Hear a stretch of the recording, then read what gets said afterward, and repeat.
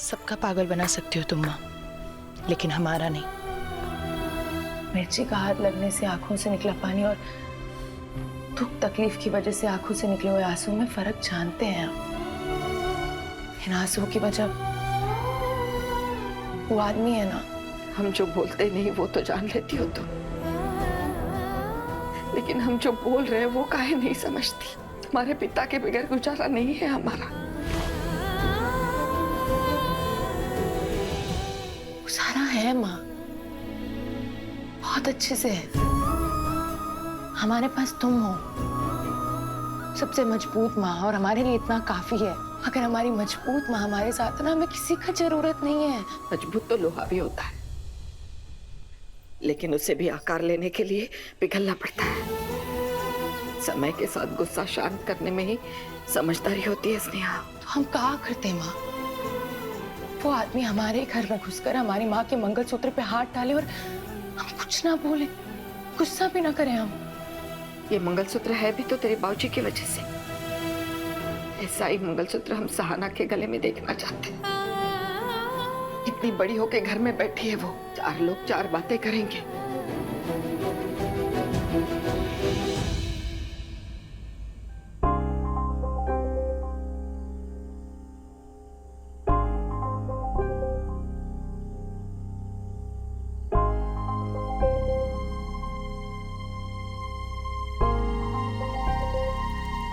माँ,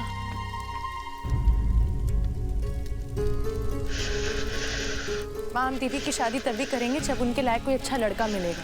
उम्र से कोई फर्क नहीं पड़ता है। जब भी कभी होगी कन्यादान के लिए पिता की जरूरत पड़ेगी। पर क्यों? ये खीर देख रही है ना तू? हर साल शरद पूर्णिमा की पहली रात हम चंद्र भगवान को इसका भोग चढ़ाते हैं, फिर दूसरे दिन प्रसाद स्वरूप इसे खाते भी हैं। रिवाज है, परंपरा है, तरीका है तो है। उसी प्रकार लड़की की शादी में पिता की जरूरत होती है। रिवाज है, परंपरा है, तरीका है तो है।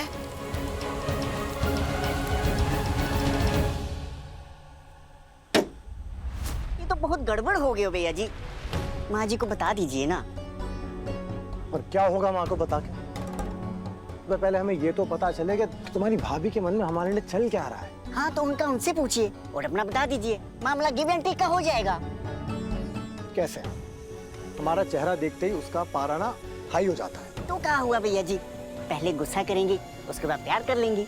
तुम काहे प्राण संकट में डलवाने पर तुले रहते हो भाई? भैया जी हम आपको पहले ही वार्निंग दी थी कि माँ जी से मत उलझिए।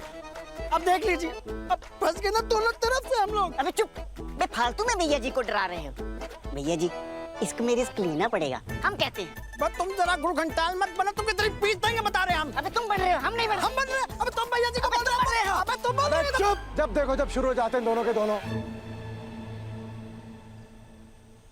साला वैसी माथा गर्म हुआ पड़ा हमारा। उस पे वो क्या नाम है उसका, वो मनोहर। मनोहर? हाँ, वो हमारे सर पे चढ़ के बैठा है। अब ये मनोहर ससुरा क्या बोल रहा है? हमारा जगह खाली करवा दीजिए ठुकराइन जी। हो जाएगा, हमने कहा है ना। जितनी जल्दी हो सके वो जगह खाली करवा दो सिद्धू। कैसे कराएं बोलो? हाँ भाभी जी से प्यार करते हैं। अब सिर्फ प्यार की बात नहीं है बे, हलचल। सीधे सच्चे से लोग हैं, शरीफ दिखने वाले। अब बताओ किसी की रोजी रोटी कैसे छीने? सही कह रहे हैं भैया जी, ये सारी समस्या का जड़ मनोहर है। इस ससुरे को तुम क्या नाम बता इसका? मनोहर को हम देख लेंगे। आप जाइए घर जाके चौचको के सो जाइए। तुम साथ चलो बे, आओ। भैया बिल्कुल भी टेंशन नहीं लेने का, बिल्कुल भी। चलो बस।